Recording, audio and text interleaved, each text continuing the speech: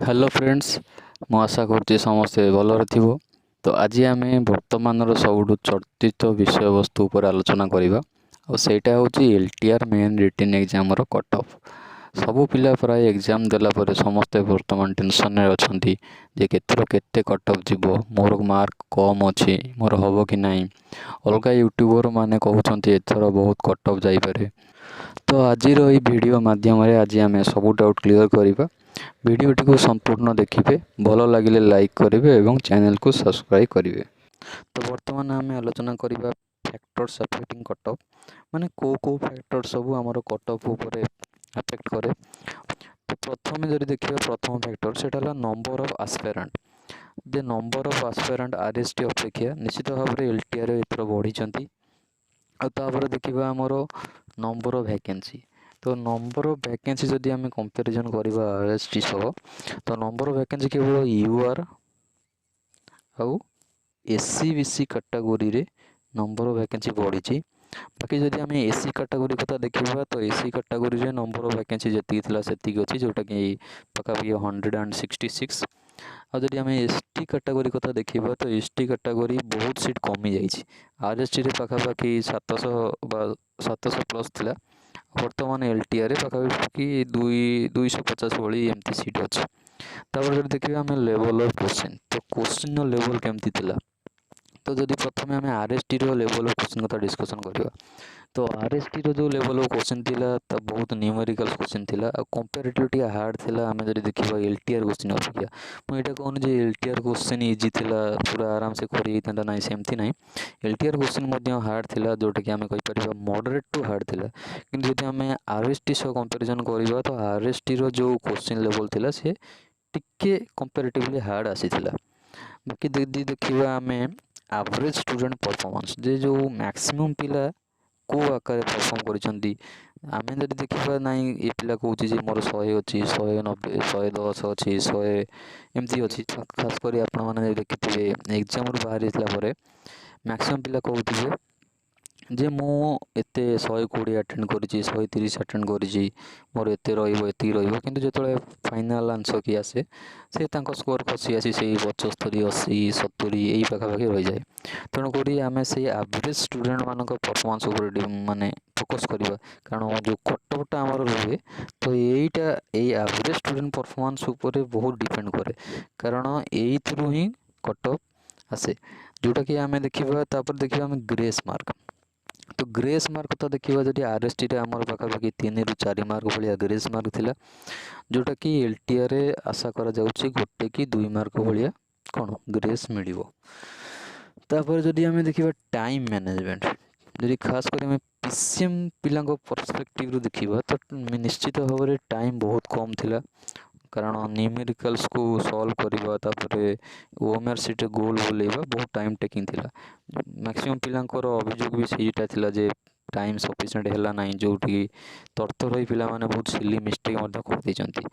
एटा भी गोटे बड़ फैक्टर इम्पैक्ट पकेव जोटा कि हमर कटअप उपरे। तेणुक यही सब आस्पेक्ट को आम डिस्कसन कला परे आम वर्तमान फाइनल करवा जे पाखापाखि केते कटअप जाई पारे।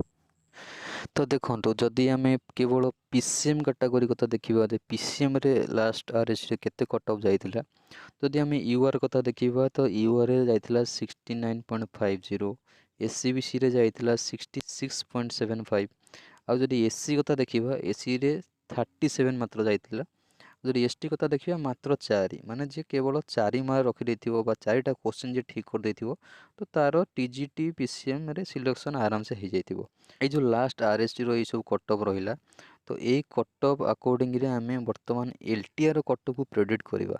आ जोटा कि पूर्व कहली जे आरएसटी रे 3 to 4 मार्क्स ग्रेस मार्क मिलता, जो कटअप एत हाई जाइतिला। तेणुकर जदि आम 3 to 4 मार्क कमेदेवा, धर मनकर 3 मार्क भी जदि एवरेज कमेदेवा यूआर रे बर्तमान 69 अच्छी, धर मनकर 66 धरवा।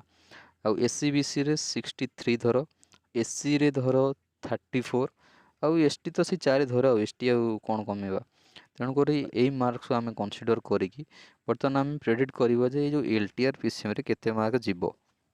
तो बर्तमान आम यूआर कैटेगोरी कटअप विषय डिस्कसन करवा। जोटाकि लास्ट टाइम जाइथिला 69 आउ ग्रेस मार्क को जदि आम सब्ट्राक्ट करदेवा जोटाकि पाखापाखि हो जाଉଛି 66 तेणुक से हिसाब से आम जब एलटीआर कट ऑफ को प्रेडिक्ट करवा जोटाकि मो हिसाब से मुझे भावुँ 67 टू 70 धर तो 67 रु 70 मार्क भितर कट ऑफ जाइपरे। सेफ स्कोर कथा देखिबा जे केते मार्क रखिले गोटे कैंडिडेट भाविबो जे मु सेफ जोन में अछि तो सेटा मु कहबी जे 70 प्लस जे 70 प्लस जदि गोटे कैंडिडेट रखी यूआर कैटेगरी रे तो मु कहबी तार सिलेक्शन 100% हम ठीक अच्छे। तो बर्तमान आम देखा एससीबीसी कैटेगरी कथा तो एससीबीसी कैटेगरी रे केते कट ऑफ जीवो तो एससीबीसी रे पाखापाखि जाइथिला लास्ट टाइम 66 तो आम ताकू धरिबा 63 कारण ग्रेस मार्क जोगु तो 66 जाइथिला लास्ट टाइम तो बर्तमान एलटीआर रे पाखापाखि जीवो 65 रु 68 एटा मु एससीबीसी कैटेगरी कथा कहूँ जोटा कि 65 रु 68 जाइपरे। तापर देखिबा आमे एससी कथा सबुठु कन्फ्यूजन होची एई कैटेगरी एससी कैटेगरी रे। एससी कैटेगरी देखिए प्राय पिले यूट्यूब रे कमेंट करछने सर मोर एतिकी 38 अच्छी 39 अच्छी 40 अच्छी मोर हबो कि नाही। तो एससी कैटेगरी रे वर्तमान सबुठु कन्फ्यूजन जे एससी कैटेगरी रे केते कट ऑफ जीवो तो लास्ट टाइम जाइतिला 37 जोटा कि आमे फाइनल कट ऑफ कथा कहबा तो 37 को आमे कंसीडर करिबा 34 बोली कंसीडर करिबा ठीक अछि। तो जदि आमे 34 कंसीडर करिबा तो सेही हिसाब रे एलटीआर रे मते लागुची 38 टू 42 38 टू 42 कट ऑफ जाई पारे। 42 प्लस जो कैंडिडेट रखी सी सियोर हो जाऊ जे तार 100% सिलेक्शन हम तार किसी टेंशन नवा आवश्यक ना। 42 कट ऑफ क्रॉस करि परिबनी 42 कट ऑफ क्रॉस करनी यहाँ मुझे 100% ग्यारंटी दूसरी जोटा कि कट ऑफ रहिबो अराउंड 38 टू 42 ठीक अच्छे। तो बर्तमान आम जब देखा एसटी कैटेगरी कथा तो ST category last time 4 mark जाइथिला किंतु एथर जेहेतु सीट कमी तो 4 मार्क रे सिलेक्शन हम ही ना आउ जब देखिए सीट बहुत कमी ठीक अच्छे।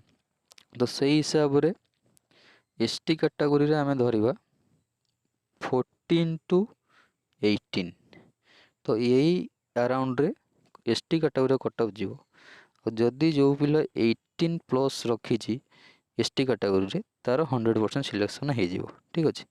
तो यहाँ थिला मोर कट ऑफ प्रेडिक्शन जोटा कि पीसीएम पिलांको पई।